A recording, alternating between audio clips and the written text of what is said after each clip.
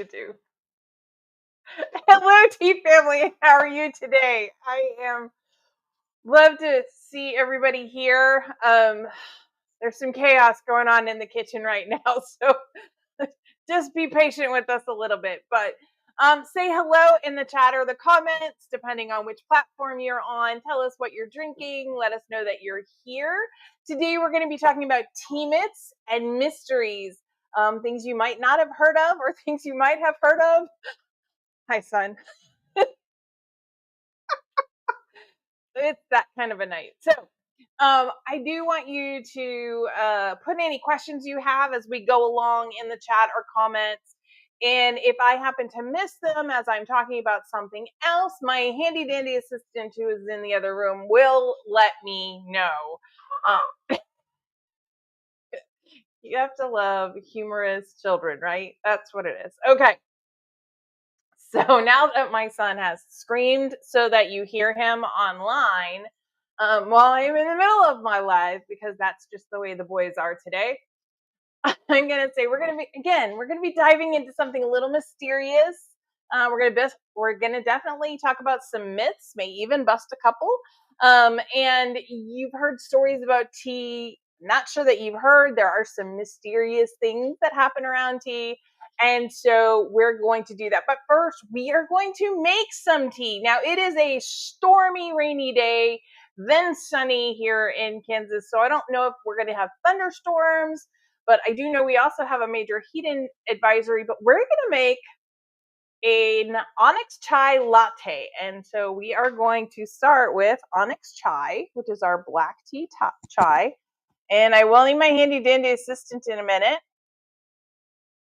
to bring down the water, but that's what it looks like.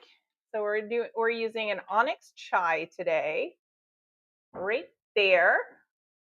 And I'm going to take it out of the jar. Can you tell we've been making teas lately? We are back from vacation. Obviously, we're back to our regular thing.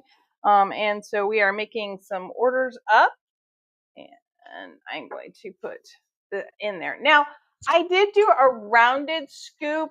I don't even have the hot water, so you can't. And I'm going to need you to pour it, honey. So I am using a rounded scoop because I want a little more flavor since we're going to be adding some other things to it. My handy dandy assistant will go ahead and pour. We'll add the hot water.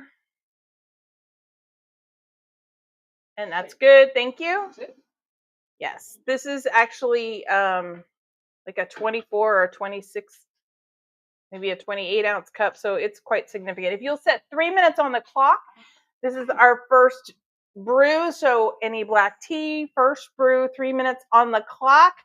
I see that Kim had Highland on this morning. I knew that. Aloha breeze tonight. I really was thinking about that, but then I decided to go with the tea latte earlier. Diane is having Ancient Green Dragon hot. That was another one I thought, but I knew that if I did that, my son would steal it since he's visiting and that's his favorite. Stephanie, welcome back, Stephanie. Iced tea for her this evening as she sits down and relaxes, and like some others, does not want to hear about driving any other time soon. I'm sure she's happy to be off the road tonight. All right, but we are going to make this. Now, one of the things that we do is we're going to, the rounded teaspoon, adding a little bit more, just because I'm going to have so many other flavors. Then we poured some milk in here, and I have this handy dandy little frother. We're going to try and do this without making a mess.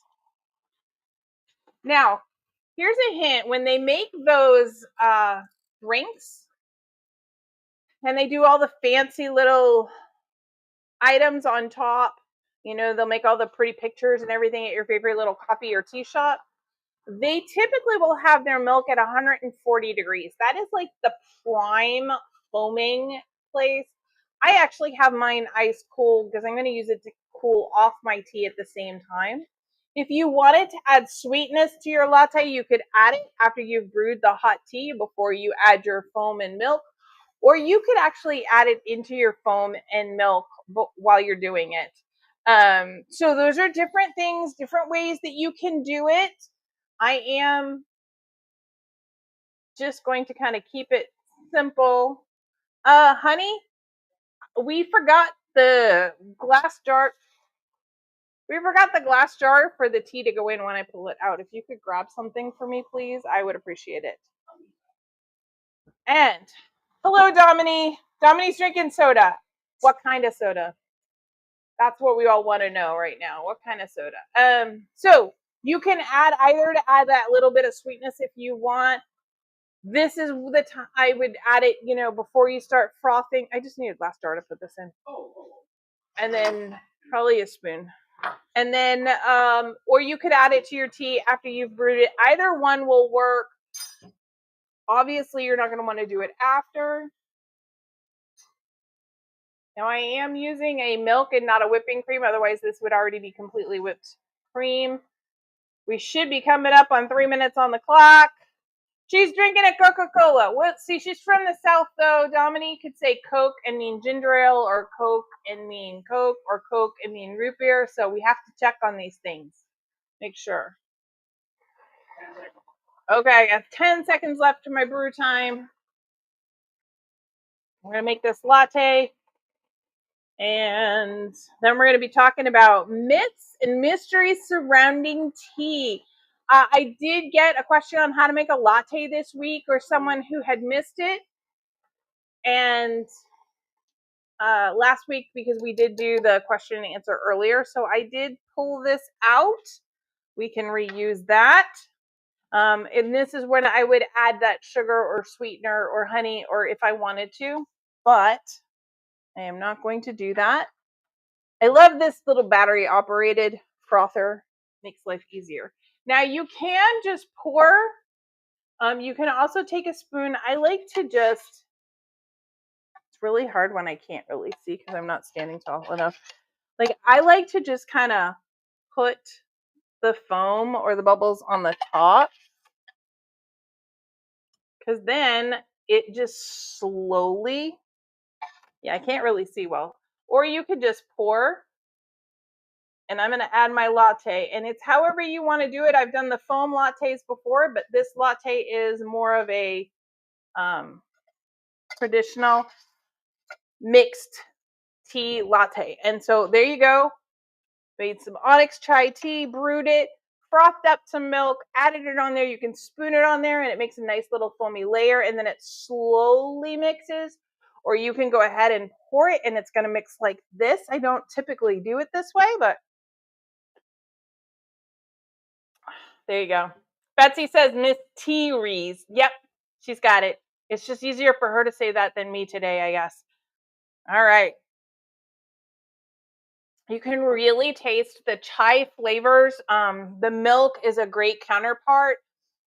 You'll notice there was no sweetness or anything in there. I did talk about when you could add it, but it's a really nice, light, milky flavor matching with the chai very, very well.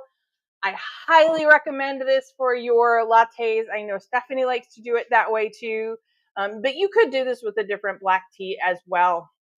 But I wanted to be able to answer that person how to make a traditional tea latte, and there we are. Again, any other questions that you come up with, put them in the chat. So let's dive right into our myths and mysteries. Myth number 1 that we're going to talk about today: green tea is always bitter. So I have come across people that are like, I don't like green tea. It's always way too bitter. And then I have some people say, well, if your green tea is bitter, then it must be bad tea. I'm going to say no to both. We're going to bust both those myths. First of all, green tea is a very delicate tea. If you use boiling water, you steep it too long, it is going to become bitter very, very quickly because you're going to burn it. Now, if you want green tea, like that's that 175 to 180. 175 is really good. A short, brew time, 1 minute for the first, 2 minutes for the second, 3 minutes for the third. Obviously, I know I've said in the past, if it has a freeze-dried fruit in it, like one of our teas, like Summer Kiss, those peaches need that extra minute. That fruit needs that extra minute. It is okay to do 2 minutes for your first brew, but very short period of brew time. and a lower temperature, that means you will not burn your tea, which will stop it from becoming bitter. Now, what I will tell you is the other thing to consider with your green teas is that some brews are not going to be bitter at all. That was one of the things that took us so long to get Emerald Garden, is it doesn't have that bitter aftertaste or that bite to it. Other people really like that. And so certain green tea blends will have that bite, but they're not all the same. And so you just need to keep trying and make sure you're brewing it properly. So we've busted that myth for this one. Green tea is not always bitter. I was probably one of the ones that thought that for a long time too, because I hadn't been able to find a blend that didn't have that bite. And I don't always want that bite with my tea. Sometimes I'll like it with my food, but not my tea. So let's talk about a mystery for a second. Did you know that there was a mystery behind the reasoning why samurai used to carry a tea powder in their armor? Okay, put it in the chat. Who knew that there was a mystery surrounding this? Like, did they do it? Didn't they do it? Why did they do it? Did it bring some secret power to them? I'm going to give you all a chance to put it in the comments. I'm keep looking down to see if you put it in the comments, but there is a mystery surrounding that. And people were like, why? What magical powers did it have? And I will tell you, it's the legend says that the Japanese, Kim's like, she's never heard of this. The Japanese samurai considered that matcha powder in pouches, and they carried it in pouches during battle. It was to give them energy, but also it was a part of a meditative ritual that they would complete before fighting. They actually believed that tea centered their spirit, kind of like part of centering their warrior's prayer. And so they would bring it into battle, and they really did drink it, and they would consume it, and they would have it on them. It is a mystery, and that's what they felt like it brought to the table. So very interesting. They did not throw it in their family and their enemies' eyes, handy dandy assistant, but thanks so much for offering that possibility. But it was a mystery, like why, what magical powers, and they really felt like it centered them, it gave them energy, and it helped them fight better. So there's a little mystery for you. So let's go to myth number 2. All herbal teas are caffeine free. And this is not true. This one gets a lot of people though. So you'll hear me talk about caffeine free teas, and our caffeine free teas, our herbal teas typically are caffeine free. However, you always have to consider the other ingredients and even the kind of tea that you're using in them. So this one really does get people quite a bit. Not all herbal teas are caffeine free. Yerba mate, guayusa, I know I'm slaughtering that. I can't think about how to pronounce that right this second. They will keep you up. They even have more caffeine than some other teas. They're herbal because they're not made from the Camellia sinensis tea plant. That's what makes them the tisane as opposed to a traditional tea. But they will definitely give you a jolt of caffeine. There are actually a wide variety of herbals and herbal ingredients that does have caffeine in it. So just because it is an herbal tea does not mean that it doesn't have caffeine in it. You have to look at what the ingredients are and determine whether they have caffeine in them or not. So there you go. I can't let a delicious onyx chai latte go to waste. Sorry, everybody. Okay, let's talk about mystery number 2. Now, this is one that people know about, and it's kind of like the fortune telling in the teacup. But there are actually teacups that have like strange symbols and inside on the inside of them. It's called tasseography.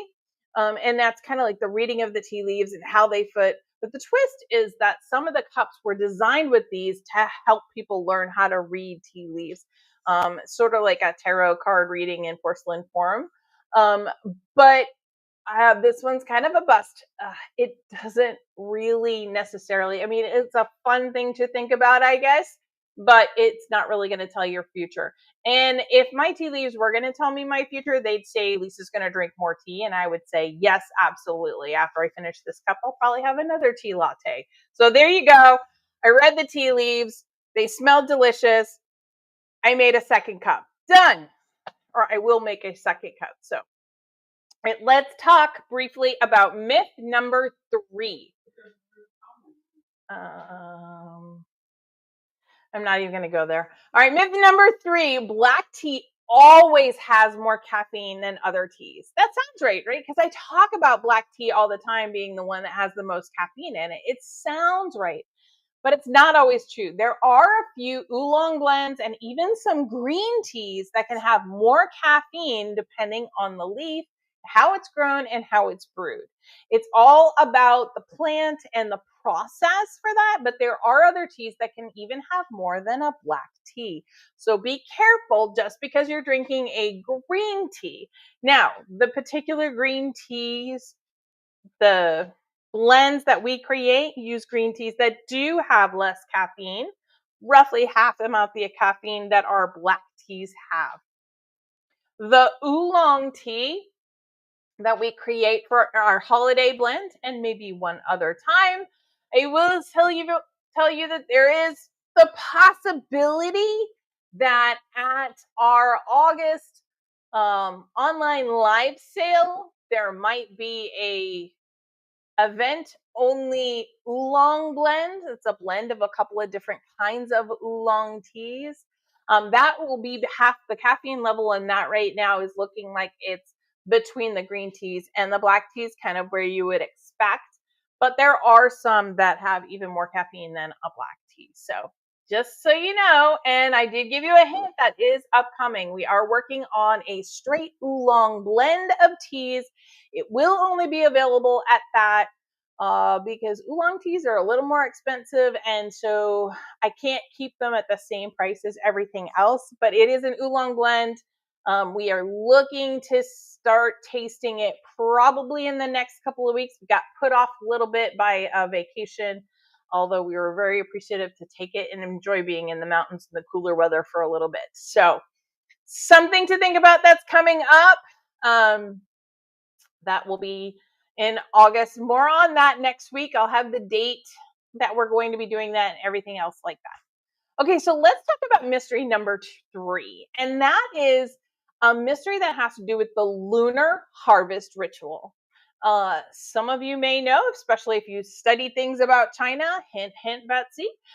In ancient China, the first harvest of a silver needle white tea, like we used in our leap year tea that comes out every 4 years, and we actually also used it in an Aloha Breeze tea, that silver needle white tea, was picked only under a full moon.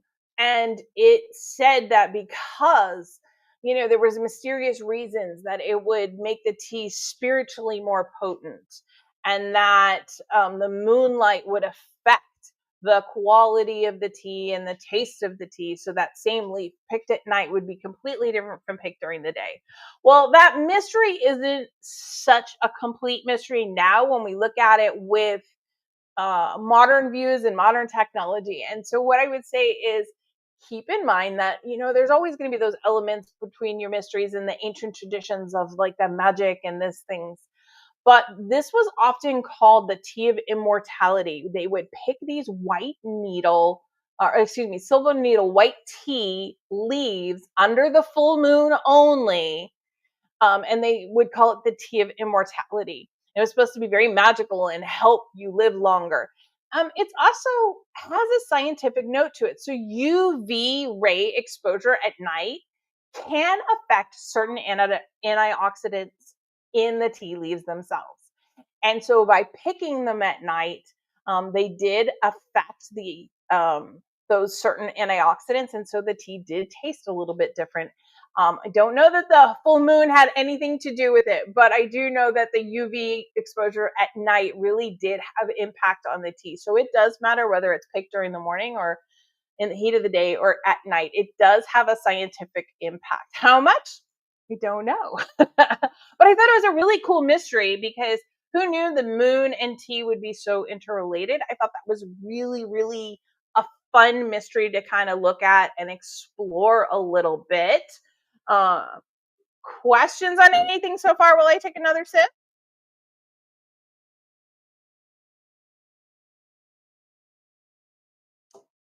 I'm giving everybody a chance to put them up there. All right, questions on the latte. I know I made it a little different this time. I usually have like 3 different levels that you can see. I always think that looks so cool, but I wanted to do something there. So Betsy said that they learned that as part of the tea ceremony. They learned about, yeah, it is very much steeped in that culture. And I talked about the mysteries, and they were always, there was mysterious reason. It's fun when we can find the scientific reason why things worked the way they did, so that we can kind of have that understanding. I just love that there is so much culture that is centered around tea. It really one of my favorite things when I was learning different languages, even now as I pick up another couple of languages, I love learning about the culture and understanding how they look at something. That means as much to me as the language itself. And so knowing how much I love tea, love listening to some of the mysteries, and I didn't know either until I was looking, and I knew there was a mystery about tea in the samurai, so I started to research it a little bit. And the fact that why they brought the matcha and how they made it a part of their ritual, I think that's just a really cool historical fact. And I think it's probably one of the reasons why one of my degrees is in history. I think that kind of stuff is just really interesting and adds to the enjoyment and the awareness of what you're doing. And again, tea is supposed to be relaxing, mindful in the moment, and you can think about some of these things as you just relax and connect with other people. So that's great. Any other questions or anything else? I did already give you the surprise hint, but let me know in the comments what your absolute favorite myth or mystery was that we talked about today. And it's always interesting to me as we hear my tea kettle go off a little bit. It's always interesting to see which one you connected with the most. I think for me, probably this silver needle white tea being picked at night, tasting different from the one during the day, only because I actually use silver needle white tea. And FYI, I do use the kind that's picked at night just because it's supposed to have a better flavor and it's supposed to be healthier and better and everything like that. I don't believe it brings you immortality. I will be honest, I don't think that that's the case, but I just love the flavor a little bit more. So now I can connect that tea that I use in a few of our teas with this mystery and this story and this back culture. So Kim's the same. She's like, the white tea picking was cool. And then that's the cool thing about tea. And Kim likes the white tea too. See, and that's one of those things, learning about especially when you enjoy the ingredients or it's a part of your tea, you're learning something new. I just think that's the coolest thing. All right. Well, if there aren't any other questions or comments, Diane said the white tea at night as well. Yep, I definitely like that. I think I'm gonna guess what it is for my handy dandy assistant, but babe, which one was it for you? Which myth or mystery was the most intriguing to you? He was he was trying to eat supper at the same time. I called it. I knew he was going to pick the Japanese samurai one, but he's got an affection for the Japanese culture anyway, and then he's been stationed in Japan before, so really can connect with that environment and that culture. So yeah, they didn't throw tea in people's eyes. That wasn't anywhere in it at all. But Betsy liked the caffeine content reminder. Yes, that is important. I'm glad you appreciated that, Betsy, because that's one of those things people think herbal and they think they're completely safe. I always want people to be aware. I know some people are super caffeine reactive. Like I'm super sodium reactive. Other people are super caffeine reactive, and I always want to make sure that you're drinking the right tea. We constantly have people come up to us at events and they want to talk about like what's the caffeine content. I can't have any caffeine, and that's why we've really been expanding our completely caffeine free flavors, because people are on medicine and they can't have any, or they have health reasons, or they're really trying to limit their caffeine for whatever. I want to be able to give them that knowledge, and I also want to be able to give them some tea that they can enjoy as well. So I'm glad you connected with that. Awesome. All right. Well, everybody, I forgot what we're talking about next week. I had it in my brain right before we started, and my notebook is way behind the screen over there, sitting on my very messy dining room table, so you don't see my messy dining room table. If you ever wondered why this is up, it's so that you don't see my messy dining room table. But we will be here next week at 6. I invite you to join us. I hope. Tea on airplanes? No, I won't be talking about tea on airplanes. I don't think that's it. I think I'm talking about AT. It might be the one where we make tea together. I know sometime in the next month we are making another custom tea blend together, but I don't think that that's next week, but I can't remember. Anyway, thank you for joining me. I hope you all have a very restful, a very cool and relaxed next week. And I do want to say, I know there's going to be they're already putting a lot of warnings out about the heat wave that's going to be in the Midwest over the next few days. So if you are in the Midwest like I am, please stay cool, take care of yourself, drink lots of water, especially to those of you who've already had some heat exhaustion or other heat-related injuries lately. I won't call anybody out by name, but I will say you really need to drink that cool water and stay as cool as you possibly can. Dominique, we love you. We miss you. We also miss Jesse and David, but I'm so glad you got to join us. Plum green tea. There you go. There you go. We'll have to find some plums. We haven't freeze dried any plums. I haven't found any that meet all our organic non-GMO standards yet, but I'll have to look into that, because that actually does sound delicious and would go really well with a lot of summer things. So might have to make one of those for the live sale that we're going to have in August. All right. Okay, everybody, have a great day. Whether it's an iced chai latte or a hot chai latte, I invite you to go make your own, and we will see you next week at 6 Central. Have a great week.